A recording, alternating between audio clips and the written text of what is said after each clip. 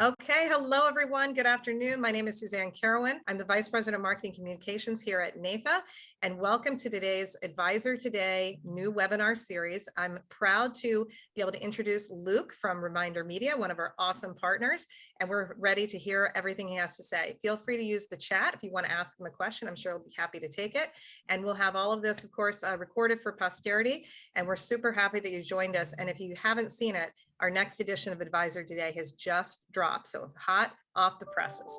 With no further ado, Luke, I will turn it over to you. Thank you so much. Appreciate it, and appreciate all of you for joining. Excited to be with you. I'm going to start sharing my screen here, and I'm excited to share with you today. I want to help teach you over the next 30 to 45 minutes how to think a little differently about your client experience, how to think about how you take your clients right now, the families that you serve, and how do you turn them into raving fans? So I've been at this for about, almost over a decade now, 11 years, and have had the privilege to work in about 140 different industries with my clientele and about 100,000 clients. My main clientele, though, is in the financial services space, financial advising, insurance agents. And the number one thing I see when I go in and I consult and I help insurance agents or financial advisors with their marketing and their practice is I see that the common trait amongst top producers is they get just an influx of referrals. They have created advocates within their business, raving fans within their business that refer them and that keep coming back no matter what happens in the market, whatever happens in their life, they keep coming back and they use that person over and over and over again. Now, Ken Blanchard wrote a book actually called Raving Fans. I recommend it. It's a great book. But just so you know kind of who coined the term and what I mean when I say raving fans, Ken coined the term raving fan to describe a customer who is so overwhelmed and floored by their experience that they've received that they can't stop telling everyone about it. So I want you to think, just to make it practical, to drive it home to you, how many raving fans do you have in your business right now? Do you know them by name? Do you know their kids? Do you know their spouse? Do you have that documented in your system? If nothing else that you hear from me today, because I want to teach you a marketing framework to help you create raving fans. But if nothing else, you need to walk away from this going, if I don't know who my raving fans are, and if I'm not connected to them in a personal way, I have to do that. It is insanely critical. And there's two types of raving fans. Most of the time when I say raving fans, people think of the positive, right? Because you think of this, they can't stop raving about you. But there's also raving fans in a negative way. So we all know this when it comes to maybe searching for that restaurant to go to on a Friday night. You go and look at the reviews, and they've created sometimes some raving fans that are not so positive, raving about the experience in a negative way. So what creates a raving fan? Whether it's a raving fan that wants to tell all their friends and family about you, wants to get people to use you, or a raving fan that goes and writes a bad review about you, what causes that? And I believe you can really boil down raving fan creation to doing the unexpected. So when you go to a restaurant and you expect good service, you expect good food, and you have terrible service and the food is subpar, it causes you to go rave about them online in a negative way, write a bad review. Not all of us do that, but some people do, especially if the experience was bad. Why? Because it was unexpected. You expected something, you didn't get the expected, and so you go and you talk about it. The key here that I really like to point out to challenge you to think about your business is one of the reasons you're not getting more referrals is because you are delivering on the service that you promised, and that's it. Most of the time, we as financial advisors and insurance agents, what happens to us is we get so stuck in our world of the service that we offer that we literally do that service and expect that our clients should be impressed. But guess what? When they came to you to help them invest and you help them invest in the market, they aren't impressed. They're happy, they're satisfied, but they're not impressed. They're not going to rave about it. That's what they paid you to do. It's kind of like walking into a room, flipping on the light switch, the lights come on, and you go, oh my gosh, I can't believe the lights came on. Nobody does that. Because when you walk into a room and you flip on that light switch, you expect the lights to come on. When your client signs up for you to help them with insurance or help them with financial advising, and you do that, they expect it. It's not going to create a raving fan. So how do you actually create raving fans? How do you do the unexpected in your business? Well, I've been in the financial services world for a long time now. And I think a lot of times when we come to these webinars or we go to these conferences and we hear people speak, we a little bit get in some echo chambers of the same people, or it's people just in our industry, people that are just in the financial space. So I want to give you 3 examples of companies that are creating raving fans and show you how they're doing it just in little ways. So the first company I want to show you is Disney. So you guys know of Disney. Everybody knows of Disney. Disney is known for having obviously incredible theme parks. And most of the people that go to Disney, one of the things they rave about is how clean the parks are. That when they bring their family and there's thousands of people coming to these parks, they're blown away of how clean the parks are. Well, here's one of the reasons why. And this is how Disney accomplishes doing the unexpected. Did you know Disney is one of the largest, if not the largest, single place employers? They employ 75,000 people down in Florida at their theme park. Every single person from the CEO down to the janitor, in their job description, they are required to pick up trash. It's in their job description. I know this because I got an interview on my podcast. One of the guys who opened up all the hotels for Disney, he's called the Disney guy, John Formica.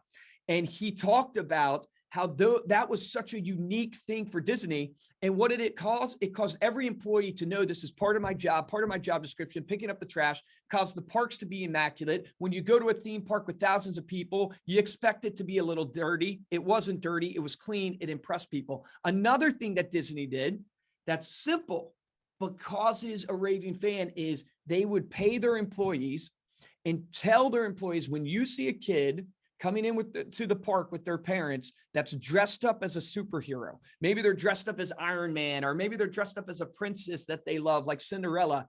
I want you to go up to that kid and their parents and just freak out and be like, can I have your autograph? I can't believe I'm meeting Iron Man, or I can't believe I'm meeting Cinderella. Think about that for a second. The parents bringing their kids to Disney, expecting to have a great time at the theme park and all the rides and all the different activities. And now they get an experience where the actual employee of the park comes up and makes the kid feel like $1 million, like they're actually Iron Man. And the parent who actually pays the ticket price of Disney is so happy because it goes above and beyond what they expected. So that's Disney. This is another company, Chick-fil-A. Maybe you guys know of Chick-fil-A. I love Chick-fil-A. I have to stay away from it for my health. But Chick-fil-A makes more money in 6 days a week than restaurants like Taco Bell, Burger King, McDonald's make in 7 days a week.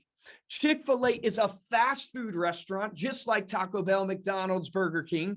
But somehow Chick-fil-A has created a culture, a vibe, has created a company that is such a loyal following that people don't even consider them to be like fast food. Think about when you go to a Chick-fil-A. How do they do the unexpected? Well, normally when you go through the drive-through line, you're used to pulling up to that ordering system. You get your order and you wait in line and you wait for your food. At Chick-fil-A, they don't want to make you wait in line. Their lines are usually wrapped around the building anyways. They have people out there with iPads taking your order faster. Not only that, if you really look into the founder's story of Chick-fil-A, Kathy, he went to a Ritz-Carlton and he experienced the service of a Ritz-Carlton. And he said, I want to bring this type of service to a fast food restaurant. So if you go into a Chick-fil-A and you order, they don't call you by your order number on your receipt. They call you by your name. Not only that, if you go sit in the dining room at a Chick-fil-A, they'll bring your food to you, just like they do at a steakhouse restaurant or something like that. They'll actually, if you sit there long enough, they'll come and check on you halfway through and ask if you want any refills. Why is this amazing? Why? Because when you go to a fast food restaurant, you expect the more McDonald's, the more Burger King, the more Taco Bell. That's what you expect. But when you go to a Chick-fil-A, you don't get that. It's clean. It's a great environment. You're in and out fast. The food is great. All these little things, they're not earth-shattering, but they have resulted in building such a loyal tribe that visits a Chick-fil-A that they make more money in 6 days a week than the rest of those companies make in 7 days a week. Here's the last example I'll give you that brings it a little closer to home. This is a podiatrist, and I learned this example. I interviewed Jay Baer on our Stay Paid podcast. Now, Jay is a consultant. He wrote the book Utility. It's a great book. And he was consulting with this podiatrist. And what he found was this podiatrist was just getting so many referrals. Like their business was just blowing up, so many referrals, so much raving fans from a patient standpoint. And he was trying to figure out what is causing this practice here to just exceed and excel. And when he looked into the whole sales process and the client experience, he found that the doctor was doing one thing different than what people tended to come by when they worked with, or when they go and they see a doctor. And the simple thing that the doctor was doing was every time this practice would get a new patient, the doctor himself would call and introduce himself to the patient, talk to the patient, and learn about them before their first appointment. Not only that, any procedure that was happening for his patients, he would call before the surgery, before the procedure took place. He would call and talk to that patient about what they should expect and about how everything's going to go down. And here's why it works so well. Because I've had 2 ACL surgeries on my knee. I thought I was a basketball player. I'm not a basketball player. I've torn my ACL twice. Every time I've gone and gotten surgery, guess what? The doctor has never called me before my surgery. I think at best, I got an email telling me about what to expect and when I need to show up. The doctor called me definitely after the surgery, because you expect that. They call you to check in on how the pain is. Sometimes, I think my second surgery, the doctor didn't even call, it was the nurse. And hey, do you need any, medicine, or how's the medicine and everything like that? You expect the doctor to call after the surgery. You don't expect the doctor to call before. That simple thing was causing these clients not only to come and see this doctor, they would literally drive past other podiatry doctors that they could go see just to go to this doctor. And when Jay interviewed these patients, that was the number one thing that came out, that this doctor called me. He actually introduced himself to me. He got to know me, made me feel comfortable coming in for my procedure, or made me feel comfortable coming in for the first time. Nothing earth shattering. I bet it didn't cost that doctor a lot of money. I bet it costed them maybe an hour of their time, a couple hours of their time a week, but blew up his practice because he started doing the unexpected. This is so important in financial advising and insurance. Why? 92% of advisors said that referrals from current clients are their best source of new business. 44.4% of high net worth clients, so if you're looking for high net worth clients, found their wealth manager or advisor through referral. How do you do the unexpected in your business that will cause people to rave about you? Now, I told you I've been at this for about 18 years, worked in about 140 different industries with 100,000 clients. My expertise is really marketing. So I've had the privilege to send out over 100 million direct pieces of mail. I've had the privilege of doing about 1 billion marketing emails at this point, millions of dollars spent on social media advertising.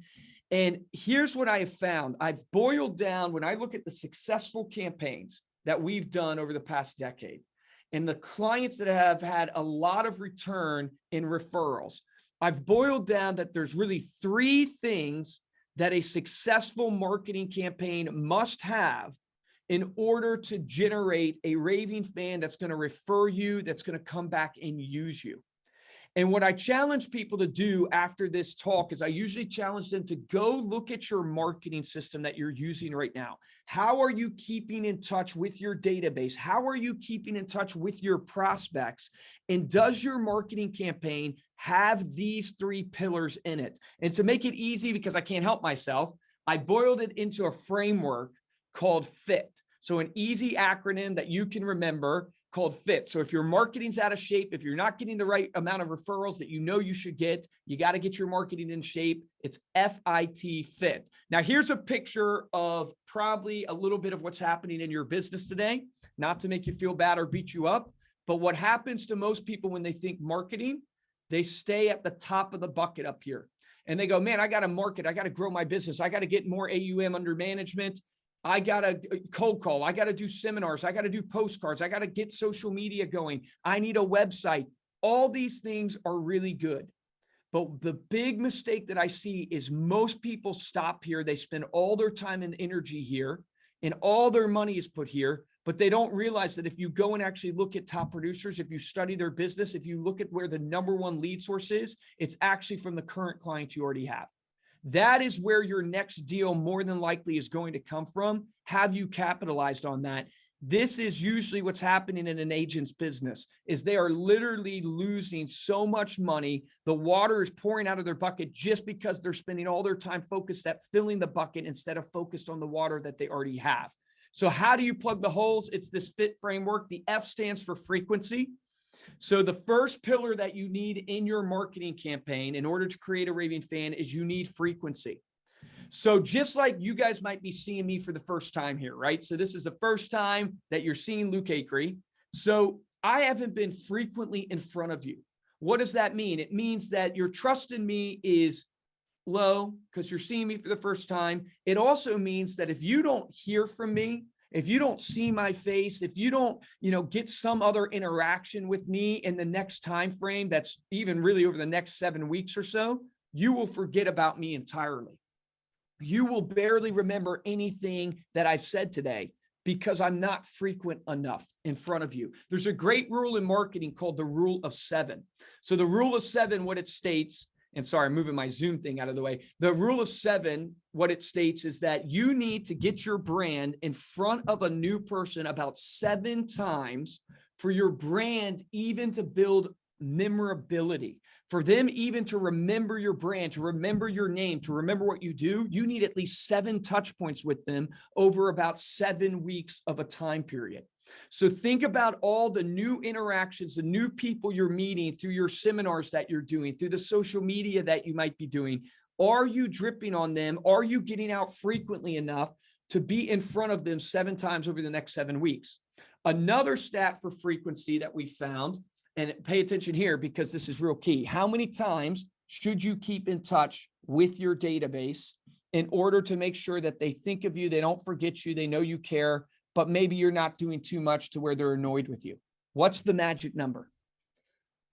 And I'll tell you right now, there's no magic number. So hate to spoil it. There's no magic number. I've been doing this for years. Here's what we have found. For us, what we've seen work is about 26 touch points a year. So every 2 weeks, you need a touch point where you are getting in front of that client. A touch point can be considered a phone call, could be considered a text message, could be considered an email that you send them, could be considered a gift basket or a mailer, but you need to be in front of them about 26 times every 2 weeks. To make it easy to understand, think about your relationship with your friends. Think about your relationship with your significant other or a family member. If you only talked to your wife once a quarter, you probably wouldn't have that great of a relationship with your wife or with your spouse because obviously you're not frequently engaged with them. You're not talking to them enough. The same applies to your clients. I'll drive it home with an example. We have a client, Brian Harris. I believe he's in Annapolis, Maryland. I think his group is called Premier Planning or whatever. He actually spoke at a True Choice conference. And at that conference, he shared the amount of touch points he does. And he shared that he does over 200 touch points a year for his clients. This guy pulled $6 million out of his business that year in the year he was speaking at that conference. $6 million. So he is crushing it in business. And he's doing 200 touch points a year for his clients. Now, he was tracking everything, his emails, his text messages, client events, the birthday cards he sends, the magazines that he sends on that we help him send. He's tracking all this stuff and realized he was doing 200 touch points a year and he was getting so many referrals. Why do I share that example? It's really hard to do too many touch points. So I even think 200 touch points, man, that seems like a lot. That seems like overkill. I don't think you have to do 200. But I share that example because here's a guy, Brian Harris, getting $6 million out of his business, doing 200 touch points. It's really hard to do too many touch points for your clients, especially if they're valuable pieces of communication. It's really easy to do too little.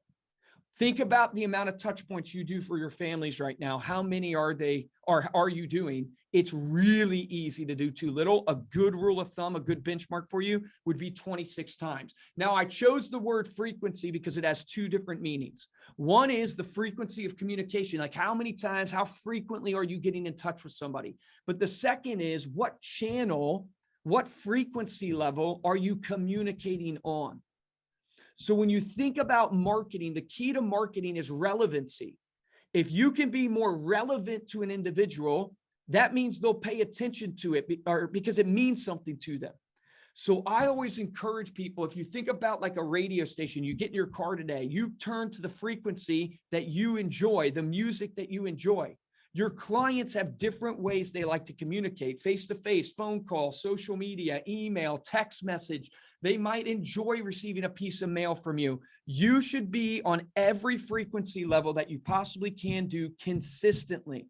So that means if you can be on social, on your LinkedIn, posting consistently, you should do it. If you can send direct mail consistently, you should do it. If you can send emails consistently, you should do it. You'll naturally see which your clients communicate or engage with more, and you can mark that in your CRM, and you can understand, wow, Luke, he really enjoys talking on the phone to me, where Bob, he just loves a text message, or he responds more in email. If you can understand the frequency level that your client communicates on, it not only will help you use marketing more effectively, where you can send them the piece that actually resonates with them, but it will also help you in connecting with them. Most advisors, when they go to communicate with their clients, they communicate from the framework of what they desire, what they enjoy. Flip the script. Think to yourself, what do my clients want to receive? See, most of the time when we segment our list, even our A list, our B list, our C list, it's segmented based upon the value we get out of our list, based upon the value that we want to receive from it. A simple hack can be, let me segment my list based upon the value that my clients want to receive from me and how they enjoy talking to me, because it's another way to think about it. I'm not saying you don't want to segment your list based upon the value for you, but you also want to segment it based upon the value that they get from you. All right, so frequency is the first pillar that you need to look at your marketing lens through, but you can't just be frequent. So many businesses that I consult are frequent, but they're not generating the referrals. And the reason why is because you can be frequent with a piece of trash. You can communicate frequency on all these different channels with junk. In fact, I have this pin. It's an example I give all the time, has my logo on it. If I send my ReminderMedia pin to my client 26 times a year, it's frequent. They're going to see my brand, but it's going to have the opposite effect that I want. They're going to see me as the pin guy, and they're going to be like, Luke, if you send me another pin, I can't take any more pins from you. And they're going to tune me out. That's what most businesses do.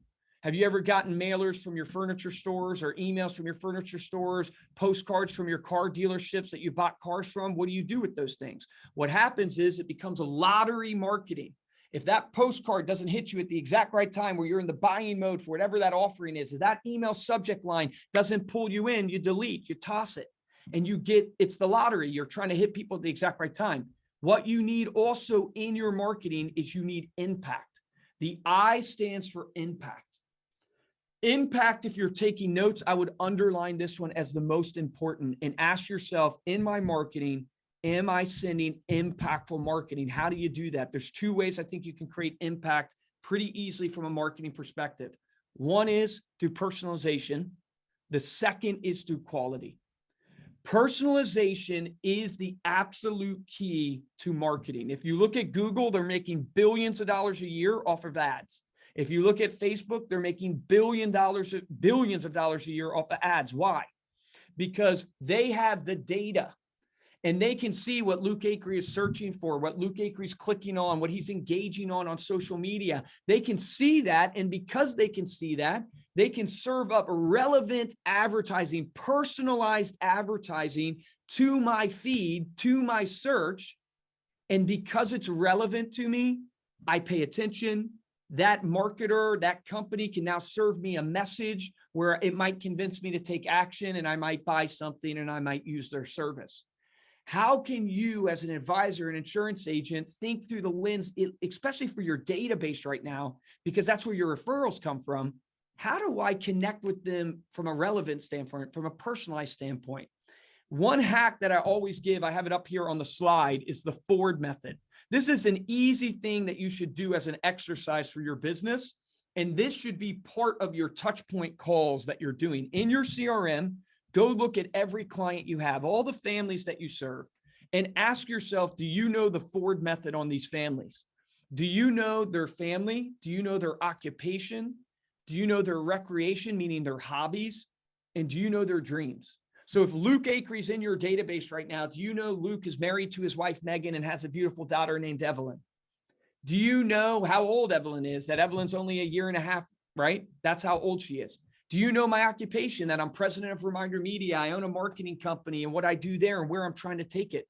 Do you know what I'm into? That, hey, Luke's really involved in his church, Calvary Vision. He loves music, plays the guitar, plays in the worship team there. Do you know that about me? And do you know my dreams, where I'm headed, what I'm trying to achieve? Man, you as an insurance agent, financial advisor, you play such a critical role in helping me in my occupation and ultimately using my occupation to achieve my dreams. If you know these 4 pillars on a person, there's a chance you probably have a pretty good relationship with them.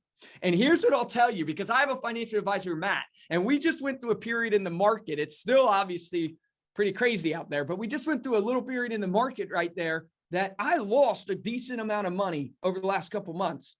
That is very frustrating. That is very emotional for me as a person is working really hard, trying to invest for my future. And I'm looking at my account and going, oh my gosh, look at what's happening. If Matt, my financial advisor, has not connected with me past the transaction, past the service, if he doesn't know me from a standpoint of my family, my occupation, my recreation, my dreams, Matt is just a transactional advisor to me. And his service has been poor the last quarter. It hasn't been the best. And if that's the case, then I'm just going to go I start doubting his expertise. I start doubting his knowledge, his performance, which makes me open to having a conversation with the next person. It makes me think, is there somebody else out there that knows more than Matt knows? Because he's a younger guy. Maybe he doesn't have the experience. It's a lot harder for me to leave Matt if I see Matt through the lens of a friend. Hey, Matt, I trust, I know, Matt knows me, man. We've gone together and, had beers together. We've been talking. He knows my wife. It's so much harder for me to leave Matt or talk poorly about Matt because I see him more through a personal relationship than transactional relationship. This is the absolute key to business. It's the hardest to do because it's not instant gratification. It takes a real effort to get to know your clients, but this is how you make impact. So how do you apply it to marketing, right? So how do you go, well, Luke, okay, I know I got to call my clients and get to know them, but how do I do that marketing wise? Well, here's an example I'll give you that what we do for our clients. We give our clients a library of thousands of pieces of content that we created over the years for them. And it's lifestyle-based content on the homes, pets, travel, art, food. There's motivation content. There's business content, a ton of different categories. And what I challenge my clients to do is I call it a 5 for 5. Everybody has 5 minutes a day to connect with 5 people using content. When you wake up tomorrow morning, take 5 minutes, pick 5 people in your database that maybe you haven't talked to in a while, or maybe you know real well, but you want to connect with them again. I challenge my clients, hey, go to our library of content. If you know your clients well, pick a piece of content that you think they might enjoy. Go to their Facebook wall if you're connected on Facebook. DM them on Instagram if you're connected on Instagram, or shoot them an email and literally say this. Hey, Luke, was thinking about you today, man. Hope you're doing well. Hope Megan's doing well. Hey, I know you guys have Bilbo and Nora there, your 2 dogs. I saw this article on how to take care of your dogs when you go on vacation. I thought you guys might enjoy it. Anyways, hope you're doing well. We got to connect soon. That little touch point is so powerful. It's a personal connection. It's something relevant to me in my life, and it's non-salesy. It ties you closer from a relationship standpoint, which of course we can talk about business if we get together. Of course, the convo a lot of times will lead back to business, but it's something that's more impactful because it's more personal. For all the financial advisors, especially the male ones listening to this, I would challenge you, do you know the wife in the relationship? Because a lot of times what happens to male financial advisors is they only talk to the husband. It's just how the relationship a lot of times forms when they're doing the annual reviews or they're calling their clients. They're always walking the husband through. And this is why 70% of the time, widows will move their account to another financial advisor within 2 to 9 months of the husband passing away. because it's not because you did a poor job from a portfolio standpoint. It's because you did a poor job from a connection standpoint. How do you connect with my wife, Megan, if you're only talking to me? Well, man, get a piece of content, send it. Maybe it's like in our magazine that we send, there's recipes, there's travel. My wife's into fitness. We have a magazine called Start Healthy. Our advisors will send it. Well, if you sent Start Healthy to my house, you could call us up and you could talk to Megan and you could say, hey, Megan, hope you and Luke are doing well. Hey, reason why I was calling you is I sent you guys a gift. It's called Start Healthy. I know you're into working out and stuff. I thought you guys might enjoy it. Let me know what you think. There was a great article on page 7 about like doing yoga and stuff like that, but I wanted to send it to you anyways. And then you use that conversation as a way to get to know that spouse, have that connection to where now you become actually the family advisor, not just that one person's advisor, and you separate from being transactional to being personal. So you can do this. Most people think, hey, how do I do this at scale? You can do this at scale easily if every single day you focus on just, okay, how do I get to know these clients in my database? I have 200 families that I serve. How do I use every single day to make one phone call to those families, put together one email to those families? This is where the powerful referrals happen. I also mentioned impact comes from personalization. It also comes from quality. Quality, I would give you 2 tips on. If you're sending something physical, make sure it's quality from a physical standpoint. Don't send like something that's poor quality from a print standpoint where it's flimsy, the ink rubs off, all that stuff. That's pretty obvious. But quality from a content standpoint, what I have found drives quality is authenticity. So a lot of times you'll see people posting on their LinkedIn and everybody posts the same article, right? Everybody blankets the same type of stuff on their social media feeds. Give your opinion. Give some authenticity to the email that you write, the post that you do on social, the letter that you write. The more authentic you can be, the more quality it is, because it actually is real. People don't perceive it as just a template that they're getting. They perceive it as actual thought that they're getting from their friend, from their financial advisor, from their insurance agent. So you got to be frequent. You got to create impact, but you can't just do these, because if you're frequent with people with impactful connection, impactful content, you end up with a bunch of best friends, but it doesn't mean they choose to use you as their advisor. It doesn't mean that they refer people to you from a business standpoint. It's why you have to build trust. So remember, I said it's FIT, so frequency, impact, and trust. You have to be the advisor of trust, the agent of trust, where people get to know you and they realize, man, Luke Acree is the subject matter expert when it comes to everything about investing. When it comes to everything about insurance and taking care of my family if I pass away, Luke Acree is the subject matter expert. How do you do this from a marketing standpoint? In your drip campaigns, you can drip on people and put as part of your drips some of your accolades.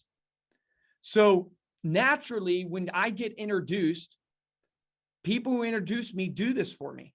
They showcase some of my accolades. I do this throughout my presentation, right? It's not the end all be all, but it's a lot more powerful if I stand in front of you and go, hey, look, I've been at this for 11 years. I've worked with 100,000 small business owners in 140 different industries. In fact, my company, ReminderMedia, I've made on the Inc. 5000 list of fastest growing companies in America 4 years in a row. All these small little accolades, they build your trust a little bit in who I am and the subject that I'm talking about, because you go, okay, Luke didn't create this in his mom's basement yesterday. There's actually some success here. So you can share your accolades with people to build trust. How long have you been in the business? How many clients have you served? Have you won any awards? Accolades can also be charitable things, endearing things. How have you given back to the community? What are you involved in from a board standpoint? What boards do you sit on? What nonprofits do you work with? These are ways that you can build trust with people from an accolade standpoint. Now, you have to be careful about accolades because they're considered humble brags. So if I just sit up here all day and tell you my accolades, you definitely now won't trust me because it's just bragging. So you need to humble brags. You need to put these in occasionally.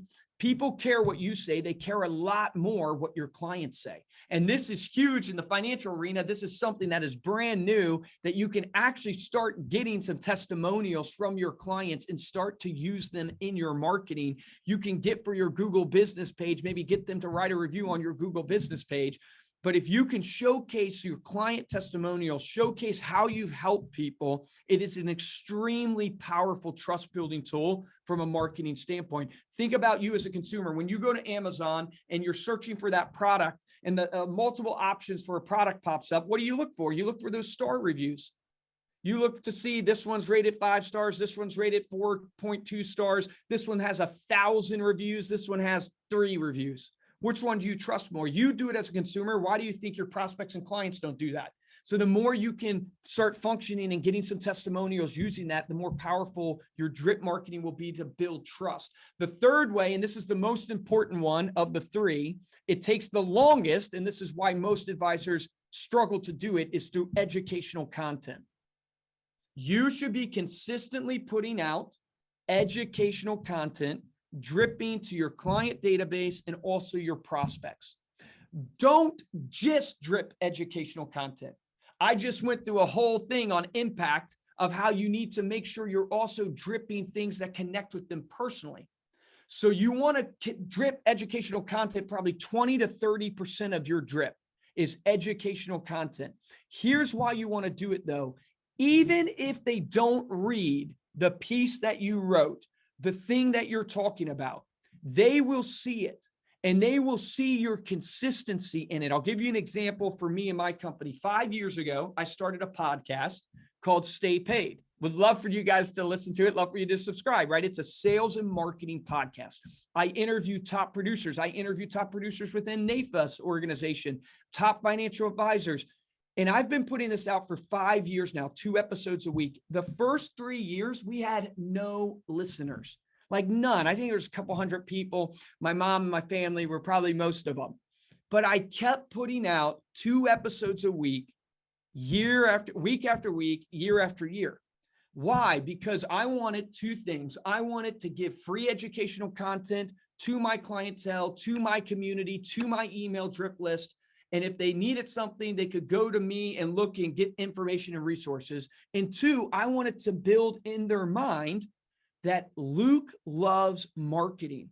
Luke is passionate about sales and marketing. He's spending so much energy, so much time learning everything there is to know about marketing, interviewing top producers in the industry and learning about their success, because man, does that build trust. And guess what? 5 years in, it's one of our greatest marketing things to generate leads for ReminderMedia, our company. And we have tens of thousands of listeners now for the podcast.